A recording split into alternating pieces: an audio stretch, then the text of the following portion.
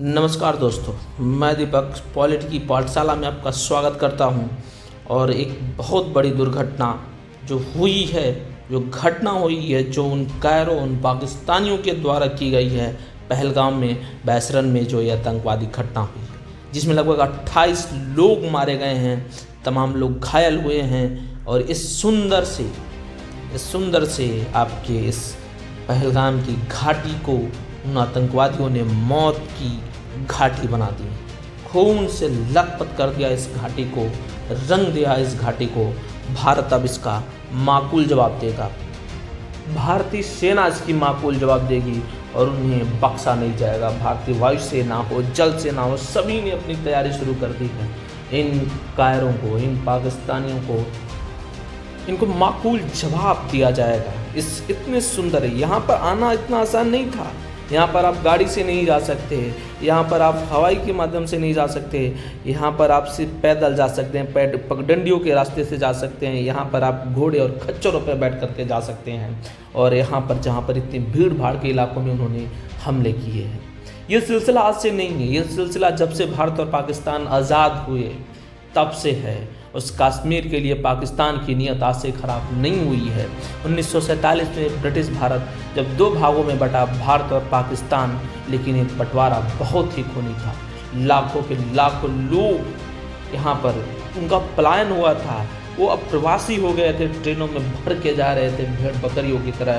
इनकी लाशें आ रही थी, इनकी लाशें जा रही थी। इन लाशों के आधार पर पाकिस्तान इनको वापस कर रहा था। इस समय कश्मीर के राजा हरि सिंह थे, जबकि कश्मीर एक मुस्लिम बाहुल इलाका था। जब 1948 में पाकिस्तान ने भारत पर आक्रमण किया था, काबैलियों के माध्यम से आक्रमण किया था, उसमें भारत की तरफ से भारतीय सेना ने तब आक्रमण किया, तब उनका जवाबी हमला दिया जब कश्मीर के महाराजा हरि सिंह ने भारत पे विलय पर हस्ताक्षर किए थे। लेकिन पाकिस्तान आज तक इसे मानता नहीं है और इसे लेकर करके अभी तक भारत पर कई बार युद्ध थोपे गए। भारत ने सबका मजबूती के साथ जवाब दिया है, लेकिन जब पाकिस्तान छुप करके पीठ पर हमला करता है, तब अब इस बार जवाब बहुत ही माकूल दिया जाएगा। इसी सिलसिले में हम अगला देखेंगे कि 1965 में भी पाकिस्तान ने भारत पर हमला किया था। भारत पहले कभी नहीं हमला करता। पाकिस्तान ने ऑपरेशन जिब्राल्टर शुरू किया, कश्मीर में घुसपैठ की, भारत ने जवाबी हमला दिया। भारत ने रणनीतिक बढ़त बनाई थी और 10 जनवरी 1966 को युद्धपूर्व सीमाओं पर सभी की वापसी हुई थी। इस समय ये जो चाचा दिख रहे हैं ना, लाल बहादुर शास्त्री, इन्होंने जय जवान जय किसान का नारा दिया और प्रयागराज की धरती से ये नारा दिया था कि जय जवान जय। और इस युद्ध में भारत को इतनी निर्णायक बढ़त शामिल थी कि भारत ने हाजीपुर दर्रे पर कब्जा कर लिया था। लेकिन 1965 के युद्ध के बाद ताशकंद समझौता होता है और तत्कालीन प्रधानमंत्री ये लाल बहादुर शास्त्री जी ने पाकिस्तान को लौटा दिया था। नहीं लौटाना चाहिए था, यही गलती हुई हमसे। और वो जो पैटर्न टंग 1965 की युद्ध में सबसे बड़ी चीज़, ये पैटर्न टंग जिसे अमेरिका ने दिया था किसको, पाकिस्तान को, भारत पर हमले के लिए। लेकिन भारत पर ये जो टैंकों से हमले कर रहे थे वीर अब्दुल हमीद ने, इसे इन्हीं बस अस्त्रों से, इन भयानक टैंकों का जिसे जीता ना जा सकता है, अमेरिका ऐसा मानता था, उन टैंकों कर भी नेस्तनाबूद कर दिए। ये जम्मू कश्मीर का सीन है, आप देख सकते हैं। उसके बाद एक और युद्ध तोपा जाता है बांग्लादेश की मुक्ति के समय भारत पर। 1971 में एक युद्ध होता है। पूरी पाकिस्तान में पाकिस्तानी सेना ने बहुत अत्याचार किया था। भारत ने मुक्ति वाहिनी का समर्थन किया था और अपनी जल सेना, वायु सेना, थल सेना सभी का इस्तेमाल करते हुए पूरे पाकिस्तान को घेर करके इनको मारा गया था। और यहाँ पर एक बांग्लादेश बना था, मुबारक हो, बांग्लादेश पैदा हुआ है। और इसी में यूएसएसआर ने अपने भारत के समर्थन में अपने पूरी 40वां बेड़ा को लाया था।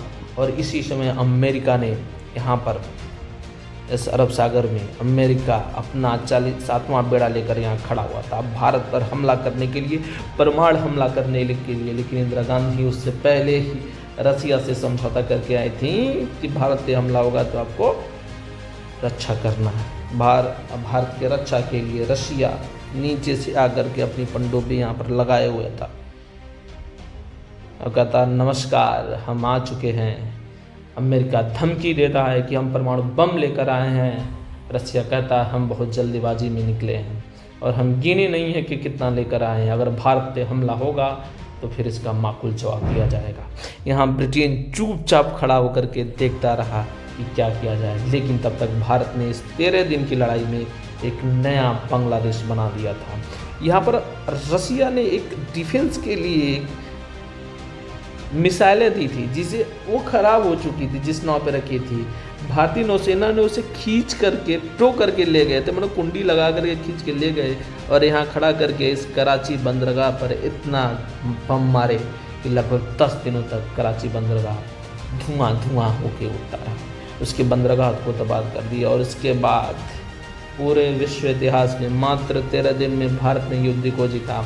93,000 सैनिकों ने घुटने के बल, हथियार के बल, इतना कायर ये था और इसकी सेना थी, घुटने पे आ गई और समर्पण कर दिया हमारे इस वीर जवान के।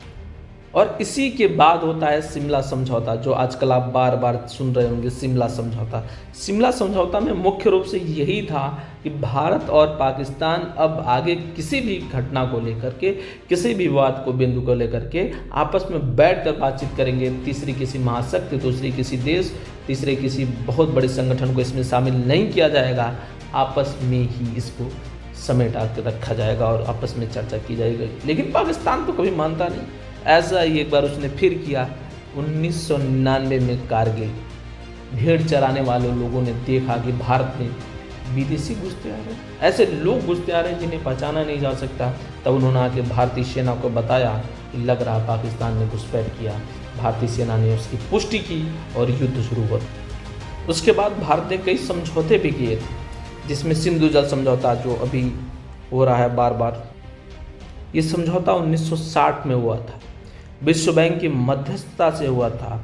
भारत सतलुज रवि व्यास पर भारत को इस पर अधिकार मिला था और पाकिस्तान को सिंध, झेलम और चिनाब पर इसका अधिकार प्राप्त हुआ था। ये जो पूरे पाकिस्तान की हरी भरी दिख रही है ना, इस बार इनको जल रोक करके यहीं से रोक करके इनको पानी के लिए तरसा दिया जाएगा और भारत पूरी तरीके से पाकिस्तान को घुटने पे ला और ऐसा हो जाएगा बाबू, धीरे धीरे खाने के लिए तरस जाएंगे बाबू, पूरा खाने के लिए तरस जाओगे तुम। यहाँ पर पाकिस्तान को सिंध, झेलम और चिनाब पर, भारत को सतलुज, रावी और ब्यास पर अधिकार प्राप्त हुआ। ताशकंद समझौता हुआ था 1966 में, 1965 के युद्ध के बाद। पानी अधिकतम पाकिस्तान को 80% सिंधु जल क्षेत्र से मिलता है। 85% अनाज पाकिस्तान को सिंधु जल क्षेत्र से मिलता है।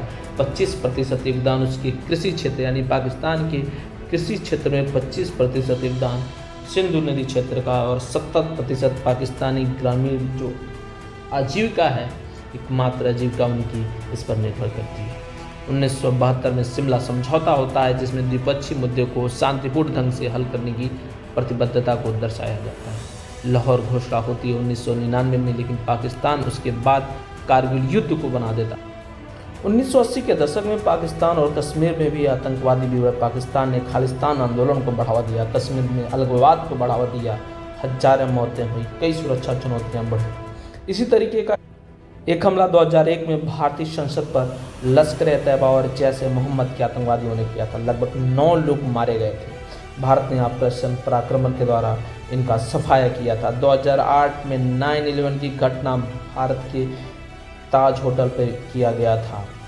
जल क्षेत्र से आकर इन पाकिस्तानियों ने, इन कायरों ने हमला, और न केवल ताज होटल पर बल्कि शिवाजी टर्मिनल पर भी हमला किया गया था, जिसमें 166 लोग मारे गए थे और इसमें पाकिस्तान पर वैश्विक दबाव बढ़ाया गया था। उसके बाद 2016 में पठानकोट में उरी हमला किया गया था। जैसे मोहम्मद की ने वायुसेना अड्डे पर हमला किया था, 7 जवान शहीद हुए थे। उरी सेना मुख्यालय पर हमला हुआ था, 18 जवान शहीद हुए थे। भारत ने सर्जिकल स्ट्राइक किया था 29 सितंबर 2016 को। ये इस बेस पर लगभग धुआं उड़ा दिया था इन्होंने। एक बार फिर पुनः आतंकवादी हमला होता है। ये आतंकवादी हमला बहुत ही दुर्दांत था। ये 40 जवान शहीद हुए थे। इस जवान के काफिले जो सड़क के रास्ते से जा रही थी, उस काफिले में आकर के अपनी गाड़ी को विस्फोट किया था इन पाकिस्तानी कायरों ने। इसके बाद भारत ने बालाकोट में एयर स्ट्राइक किया था 26 फरवरी 2019 को, जिसमें पाकिस्तान के आतंकी कैंपों को नष्ट किया गया था। और ये घटना वो बहुत ही दुखद थी। लाशों के चिथड़े उड़ गए थे, गाड़ियों के चिथड़े उड़ गए थे, माओं के बेटे उनको कटोरों में दे गए थे, उनके छोटे छोटे टुकड़ों के रूप में मिले थे। भारत ने उसके बाद इतना भयानक एयर स्ट्राइक किया, पूरी दुनिया ने देखा भारत अब घुस के मारने में सक्षम हो चुका है। क्या इस बार पहलगामी हमले के बाद भारत फिर से उसी प्रकार का आक्रमण करेगा? क्या भारत फिर से एक बार पहलगाम हमले के बाद उसी तरीके का मजबूत जवाबी कार्रवाई करेगा? ये देखने वाली बात होगी, आप कमेंट में बताइएगा।